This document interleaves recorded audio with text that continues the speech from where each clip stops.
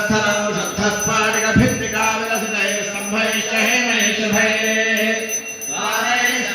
रत्नराजखचितैः शोभाभैर्मण्डपैः चक्राकैर्नवजित्कलङ्कलवरैः प्रोद्भासितैः स्वस्तिकैः मुक्ताजालविनम्रमण्डलयुतैर्भद्रैः शोभानकैर्नारत्नविर्मितैः सकलैरत्यन्तशोभावहम् माणिक्योज्ज्वलदीपदीप्तिभिर्गं लक्ष्मीविलासास्पदं न्योचे मण्डपमत्तनेषु सकलेषु एवं विधं साधकः स्वामिं सर्वजगन्नाथ यावत्पूजावसानकम् तावत्त्वं प्रीतिभावेन तदेस्मिन् सन्निधिं कुरु ॐ गणानां त्वा गणपतिं हवामहे कविं कवीनामुपमश्रवस्तमम् ज्येष्ठानां ब्रह्मणां ब्रह्मणस्पदाय शृण्वन्नोतिभिर्वेदारम् ॐ अतो देवा वन्दनाय विष्णुविजग्रहे पृथिव्याः सप्तधामभिः इदं विष्णुविजग्रहे वेदान्तदे परम्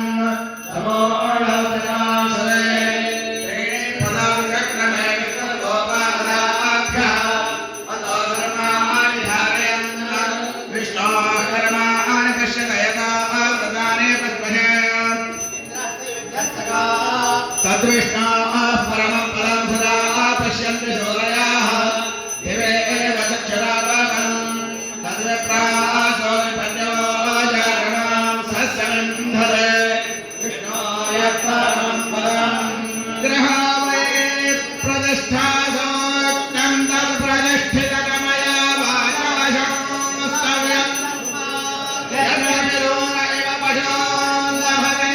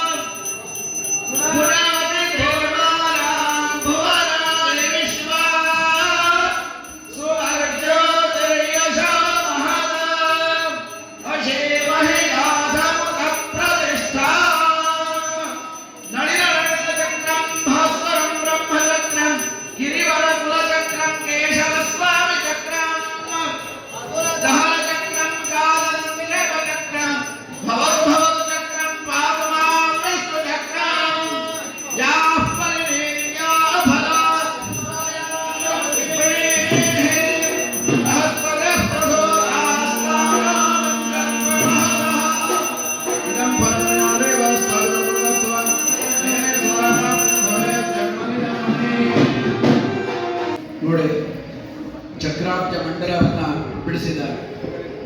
ಚಕ್ರಾಬ್ಜ ಮಂಡಲ ಅಂತಂದ್ರೆ ಸಾಕ್ಷಾತ್ತಾಗಿ ಮಹಾವಿಷ್ಣುವಿನ ಕೈಯಲ್ಲಿರತಕ್ಕಂತಹ ಚಕ್ರದ ಸ್ವರೂಪ, ಜೊತೆಗೆ ಮಹಾವಿಷ್ಣುವಿನ ಸ್ವರೂಪವೂ ಕೂಡ ಕಾಲಚಕ್ರಗಳು ಚಿಂತಯಾಮಿ ಅಂತ ಆ ಮಹಾವಿಷ್ಣುವನ್ನ ಕಾಲಚಕ್ರದ ರೂಪದಲ್ಲಿ ಸ್ಮರಣೆಯನ್ನು ಮಾಡುವಂಥದ್ದು. ಯಾಕೆಂತಂದ್ರೆ ವಿಷ್ಣು ಅಂತಂದ್ರೆ ಹೆಸರೇ ಹೇಳುತ್ತೆ ವ್ಯಾಪಕವಾಗಿರ್ತಕ್ಕಂಥದ್ದು. ಎಲ್ಲ ವಸ್ತುವಿನ ಒಳಗಡೆ ಹೊರಗಡೆ, ನೀರಿನ ಒಳಗಡೆ, ನೀರಿನ ಮೇಲ್ಗಡೆ, ಎಲ್ಲ ಕಡೆಯಲ್ಲೂ ವ್ಯಾಪಕವಾಗಿರ್ತಕ್ಕಂಥದ್ದು ಮಹಾವಿಷ್ಣು. ಆ ಮಹಾವಿಷ್ಣುವಿನ ಆರಾಧನೆಯನ್ನು ಮಾಡಬೇಕಾದ್ರೆ ವಿಶೇಷವಾಗಿ ಲಕ್ಷ್ಮೀ ನರಸಿಂಹ ಅಥವಾ ಮಹಾವಿಷ್ಣು ಇತ್ಯಾದಿ ದೇವತೆಗಳ ಸ್ಥಾಪನೆಯನ್ನು ಮಾಡಬೇಕಾದ್ರೆ ಈ ಚಕ್ರಾಬ್ಜ ಮಂಡಲ ಪೂಜೆ, ದೇವರಿಗೆ ಅಧಿವಾಸವನ್ನು ಮಾಡಿದಾಗ ಯಾವ ರೀತಿಯಾದಂತಹ ಕಲೆಗಳು ಶಕ್ತಿಗಳು ಬರ್ತಾವೋ ಅಂತಹ ಈ ಚಕ್ರಾಬ್ಜ ಮಂಡಲ ಪೂಜೆಯನ್ನು ಮಾಡಿದಾಗ, ಅಧಿವಾಸವನ್ನು ಮಾಡಿದಾಗ ಮಾಡತಕ್ಕಂತಹ ಎಲ್ಲ ಶಕ್ತಿಗಳು ಕಲೆಗಳು ಕೂಡ ಈ ಪೂಜೆಯಿಂದಲೇ ಬರ್ತದೆ. ಆದ್ದರಿಂದ ಈ ಮಂಡಲವನ್ನ ಬಿಡಿಸಿದ್ದಾರೆ. ನಳಿನ ನಳಿನ ಚಕ್ರಂ ಭಾಸ್ವರಂ ಬ್ರಹ್ಮಚಕ್ರಂ ಹೇಳುವಂತೆ ಬ್ರಹ್ಮ ವಿಷ್ಣು ಮಹೇಶ್ವರಾದಿ ಎಲ್ಲ ದೇವತೆಗಳ ಕೈಯಲ್ಲಿ ಇರತಕ್ಕಂತಹ ಚಕ್ರದ ಸ್ವರೂಪ ಇದು.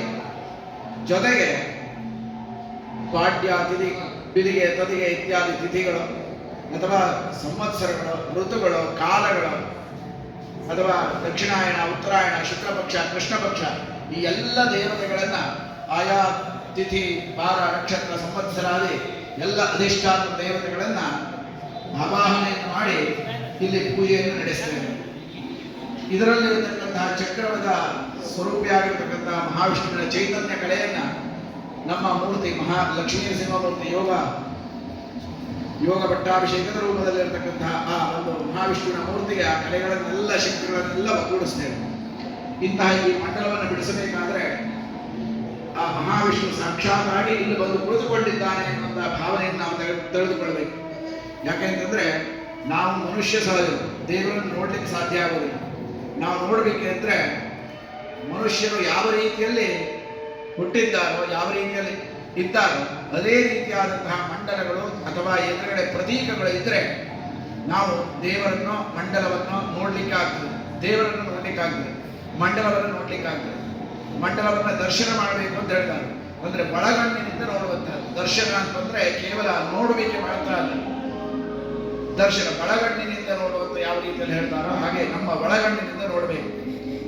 ಇಲ್ಲಿ ಇರತಕ್ಕಂತಹದ್ದು 5 ರೀತಿಯಾದಂತಹ ಬಣ್ಣಗಳನ್ನು ಉಪಯೋಗಿಸಿ ಮಂಡಲವನ್ನು ಬಿಡಿಸಿದ್ದಾರೆ. ಮನುಷ್ಯನ ಶರೀರದಲ್ಲೂ ಕೂಡ ಪಂಚಭೂತಗಳು ಇರ್ತಾರೆ. ಆ ಪಂಚಭೂತಗಳು ಒಂದು ಪ್ರಮಾಣದಲ್ಲಿ ಒಗ್ಗೂಡಿದಾಗ ಮನುಷ್ಯನ ಶರೀರ ಉತ್ಪತ್ತಿಯಾಗುತ್ತೆ. ಅದೇ ರೀತಿಯಲ್ಲಿ ಮಂಡಲದಲ್ಲೂ ಕೂಡ ಪಂಚಭೂತ ಶಕ್ತಿಯನ್ನ ಪಂಚಭೂತಾತ್ಮಕವಾಗಿರುವಂತಹ ಬಣ್ಣಗಳಿಂದ ಮಂಡಲವನ್ನು ಬಿಡಿಸಿದಾಗ ಒಂದು ಶರೀರದ ಕಲ್ಪನೆ ಎನ್ನುವಂತಹದ್ದಾಗಿದೆ. ಆ ಶರೀರವೇ ಲಕ್ಷ್ಮೀ ನರಸಿಂಹ ಅಥವಾ ಮಹಾವಿಷ್ಣುವಿನ ಸ್ವರೂಪ. ಪೀತಂ ಕ್ಷರಿಸ್ತು ವಿಜ್ಞೇಯ ಶುಕ್ಲ ಮಾಪ ಪ್ರಕೀರ್ತಿತ ಅಂತ ಹೇಳಿದ್ದಾರೆ. ಅಂದ್ರೆ ಇಲ್ಲಿ ಹಾಕಿರ್ತಕ್ಕಂಥ ಬಿಳಿ ಬಣ್ಣ ಎಲ್ಲ ಏನುಂಟು ಇದೆಲ್ಲ ಈ ಭೂಮಿಯ ತತ್ವವನ್ನು ಹೊಂದಿರುವಂತಹದ್ದು. ಶುಕ್ಲ ಮಾಪ ಪ್ರಕೀರ್ತಿತ ಅಂದ್ರೆ ಬಿಳಿಯ ಬಣ್ಣ ಜಲತತ್ವವನ್ನು ಹೊಂದಿರತಕ್ಕಂಥದ್ದು. ಪೀತಂ ಕ್ಷರಿಸ್ ಹಳದಿ ಬಣ್ಣ ಎನ್ನುವಂತಹದ್ದು ಭೂಮಿಯ ತತ್ವವನ್ನು ಹೊಂದಿರತಕ್ಕಂಥದ್ದು. ತೇಜೋವೈ ರಕ್ತವರ್ಣ ಸ್ಯಾತ್ ತೇಜಸ್ಸಿನ ತತ್ವವನ್ನು ಹೊಂದಿರತಕ್ಕಂಥದ್ದು ಕೆಂಪಿ ಬಣ್ಣ. ಶ್ಯಾಮೋ ವಾಯು ಪ್ರಕೀರ್ತಿತ ಅಂದ್ರೆ ಹಸಿರು ಬಣ್ಣವನ್ನೆಲ್ಲ ಹಾಕಿದ್ದಾರೆ. ಶ್ಯಾಮೋ ನಾಮ ಹರಿದ್ವರ್ಣ, ಈ ಹಸಿರು ಬಣ್ಣ ಎಲ್ಲ ಏನು ಉಂಟೋ ಇದು ವಾಯುವಿನ ತತ್ವವನ್ನು ಹೊಂದಿರುವಂತಹದ್ದು. ಇನ್ನು ಆಕಾಶ ಕೃಷ್ಣವರ್ಣಂದು ಪಂಚವಂತು ಮಹಾಮನಿ ಕಪ್ಪು ಬಣ್ಣವನ್ನು ಹಾಕಿದ್ದಾರೆ. 4 ದಿಕ್ಕಿ ಬಿರಿಕಿ ಅದು ಆಕಾಶ ತತ್ವವನ್ನು ಹೊಂದಿರುವಂತಹದ್ದು. ಹೀಗೆ 5 ಬಣ್ಣಗಳು 5 ಮಹಾಭೂತಗಳ ಸ್ವರೂಪವನ್ನು ಹೊಂದಿರುವಂತಹದ್ದು. ಹೀಗಿರತಕ್ಕಂತಹ ಬಣ್ಣವನ್ನು ಹಾಕಿದಾಗ ಆ ಮಹಾವಿಷ್ಣುವಿನ ಅಥವಾ ಲಕ್ಷ್ಮೀ ನರಸಿಂಹನ ಅಥವಾ ಯಾವುದೇ ದೇವರ ಒಂದು ಮಂಡಲದಲ್ಲಿ ಪಂಚವರ್ಣಗಳನ್ನು ಸೇರಿಸಿದಾಗ ದೇವತಾ ಶರೀರದ ಕಲ್ಪನೆ ಅಂದ್ರೆ ಮಹಾವಿಷ್ಣುವಿನ ಶರೀರ ಸಾಕ್ಷಾತ್ತಾಗಿ ಲಕ್ಷ್ಮೀ ನರಸಿಂಹನ ಸ್ವರೂಪ ಅಥವಾ ಅದರ ಶರೀರ ಆಗಿರುವಂತಹದ್ದಿಲ್ಲಿ. ಈ ಶರೀರದಲ್ಲಿ ಋತು ಪಕ್ಷ ಐರ ಮಾಸ ಸಂವತ್ಸರಾದಿ ಎಲ್ಲ ದೇವತೆಗಳನ್ನು ಆವಾಹನೆಯನ್ನು ಮಾಡಿ ಮಹಾವಿಷ್ಣುವಿನ ಅಂಗಾವಯವಗಳಲ್ಲಿ ಏನೆಲ್ಲ ಇದೆಯೋ ಅದೆಲ್ಲವನ್ನೂ ಇಲ್ಲಿ ಆವಾಹನೆಯನ್ನು ಮಾಡುವಂಥದ್ದು, ಪೂಜೆಯನ್ನು ಕೊಡುವಂಥದ್ದು. ಹಾಗೆ ಮಾಡಿದಾಗ ಅಲ್ಲೆಲ್ಲ ಉಪಯೋಗಿಸುವಂತಹದ್ದು ಮಂತ್ರ. ಆ ಮಂತ್ರವೇ ದೇವತೆಗಳಿಗೆ ಆತ್ಮ. ನಿನ್ನೆ ಹೇಳಿರುವಂತೆ ಮಂತ್ರಾತ್ಮ ದೇವತೆ ಚ. ಆ ದೇವತೆಗಳ ಆತ್ಮ ಯಾವುದು ಕೇಳಿದ್ರೆ ಮಂತ್ರವೇ, ಅದನ್ನು ಬಿಟ್ಟರೆ ಯಾವುದೂ ಇಲ್ಲ.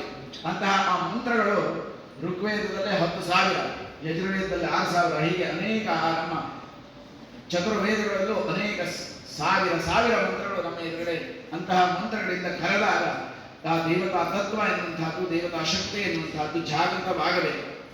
ಮಂತ್ರವನ್ನು ಘೋಷ ಮಾಡಿದ್ರೆ ಎಷ್ಟು ದೊಡ್ಡದಾಗಿ ಕೂಗುವುದು ಹಾಗಲ್ಲ, ಅದು ಘೋಷ ಮಾಡುವಂತಹದ್ದು.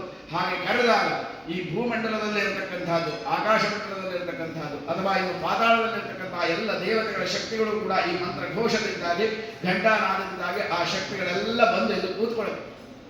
ನಾವು ಕೊಡುವಂತಹ ಪೂಜೆಯನ್ನು ತೆಗೆದುಕೊಳ್ಳಬೇಕು. ಮಂಡಲದಲ್ಲೆಲ್ಲ ಕೊಡುವಂತಹದ್ದು ಪೂಜೆ. ಆ ಪೂಜೆಯನ್ನು ಮಾಡ್ತೇವೆ. ಆ ನಂತರ ಆ ಕಲಶಗಳಲ್ಲೆಲ್ಲ ಜಲವನ್ನೆಲ್ಲ ತುಂಬಿದ್ದಾರೆ. ಅದರಲ್ಲಿ ದೇವತಾ ಶಕ್ತಿಯನ್ನು ಆವಾಹನೆ ಮಾಡಿ ಅದಕ್ಕೂ ಪೂಜೆಯನ್ನು ನೀಡಿದ್ದಾರೆ. ಇನ್ನು ದೇವರಿಗೆ ಹೊಟ್ಟೆ ತುಂಬ ಕೊಡಬೇಕಲ್ಲ, ಏನಾದರೂ ಆಹಾರವನ್ನು ಕೊಡಬೇಕಲ್ಲ, ಅದು ಹವನ. ಹವನದಲ್ಲಿ ಹವಿರ್ಭಾಗ. ದೇವರಿಗೆ ಪ್ರೀತಿ ಯಾವುದು ಅಂತ ಕೇಳಿದ್ರೆ ಅನ್ನ ಹುಳಿಯಲ್ಲ. ದೇವರಿಗೆ ಅನ್ನ ಬೇಕು, ಅದು ಪರಮಾನ್ನವಾಗಬೇಕು, ಅದು ಹವಿಸ್ಸನ ರೂಪದಲ್ಲಿ ಪರಿಣಾಮ ಆಗಬೇಕು. ಅಂತಹ ಆ ಅಗ್ನಿಯಲ್ಲಿ ಬೇಯಿಸಿರ್ತಕ್ಕಂತಹ ಅನ್ನ ಸಮಿಧ, ತುಪ್ಪ ಅಥವಾ ಎಳ್ಳು ಇತ್ಯಾದಿ ಅನೇಕ ದ್ರವ್ಯಗಳನ್ನು ಮಂತ್ರದ ಪ್ರೋಕ್ಷಣದಿಂದಾಗಿ ಅದನ್ನು ಶುದ್ಧೀಕರಿಸಿ ದೇವರಿಗೆ ಅರ್ಪಣೆಯನ್ನು ಮಾಡಿದಾಗ ಆ ದೇವರು ಹೊಟ್ಟೆ ತುಂಬ ಸ್ವೀಕಾರ ಮಾಡ್ತಾನೆ. ಹಾಗೆ ಸ್ವೀಕಾರ ಮಾಡಲಿಕ್ಕೆ ಹೊಟ್ಟೆ ತುಂಬ ಸ್ವೀಕಾರ ಮಾಡಬೇಕಾದ್ರೆ ಅಗ್ನಿದೇವನನ್ನು ಪೂಜೆಯನ್ನು ಮಾಡಬೇಕಾಗ್ತದೆ. ಅಗ್ನಿ ಸ್ವರೂಪವಾಗಿ ಇವತ್ತು ಬೆಳಗ್ಗೆ ಏನು ಅಗ್ನಿಯನ್ನು ಕಳೆದಿದ್ದೇವೆ, ಅದು ಕೂಡಲೇ ಆ ಅಗ್ನಿ ಬಂತು ಅಂದರೆ ಉಗ್ರಂ ವೀರ ಮಹಾವಿಷ್ಣು ಜ್ವಲಂತಂ ಸರ್ವತೋಮುಖಂ ನೃಸಿಂಹಂ ಭೀಷಣಂ ಭದ್ರ ಮೃತ್ಯುಮೃತ್ಯುಂದಮಾಮ್ಯಹಂ.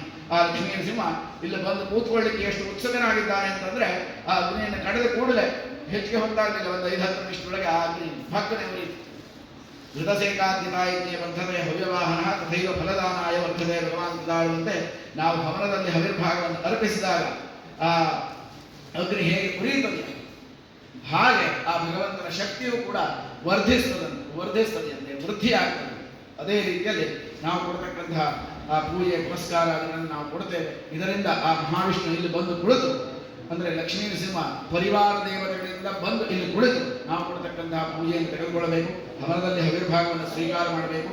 ಹಾಗೂ ಈಗ ಮುಂದೆ ನಡೆಸ್ತಕ್ಕಂತಹ ಚಕ್ರಾಬ್ಜ ಮಂಡಲ ಪೂಜೆ ಇತ್ಯಾದಿಗಳನ್ನು ನೀನು ಸ್ವೀಕಾರ ಮಾಡಿ ನಾಳೆ ದಿವಸ ದೇವರ ಮೂರ್ತಿಯನ್ನು ಸ್ಥಾಪನೆ ಮಾಡುವಂತಹ ಶುಭ ಮುಹೂರ್ತದವರೆಗೂ ಕೂಡ ಇಲ್ಲಿರತಕ್ಕಂತಹ ಶಕ್ತಿಗಳು ಕಲೆಗಳು ಎಲ್ಲವೂ ಕೂಡ ಇಲ್ಲಿ ಸನ್ನಿಹಿತವಾಗಿದ್ದು ನಂತರ ನಾವು ದೇವರಲ್ಲಿ ಐಕ್ಯವನ್ನು ಮಾಡಿದಾಗ ಇಲ್ಲಿರತಕ್ಕಂತಹ ಎಲ್ಲ ಕಾಲಸ್ವರೂಪಿಯಾಗಿರ್ತಕ್ಕಂತಹ ಆ ಚಕ್ರದ ಮಹಾವಿಷ್ಣುವಿನ ಚಕ್ರದ ಸ್ವರೂಪಿಯಾಗಿರ್ತಕ್ಕಂತಹ ಆ ಎಲ್ಲ ಕಲೆಗಳು ತತ್ವಗಳು ಮೂಲ ಲಕ್ಷ್ಮೀ ನರಸಿಂಹನ ಮೂರ್ತಿಯಲ್ಲಿ ಐಕ್ಯವಾಗಿ ಎಲ್ಲ ಭಕ್ತಾದಿಗಳಿಗೆ ಈ ನಾಯಕ ಕುಟುಂಬದವರು ಜೊತೆಗೆ ಇಲ್ಲಿ ಯಾರ್ಯಾರು ಬಂದು ಬೇಡುತ್ತಾರೋ ಶ್ರದ್ಧೆಯಿಂದ ತಮ್ಮ ಹರಕೆಗಳನ್ನು ಒಪ್ಪಿಸ್ತಾರೋ ಅಂತಹ ಜನರಿಗೆ ಪ್ರತಿಯೊಬ್ಬರಿಗೂ ಕೂಡ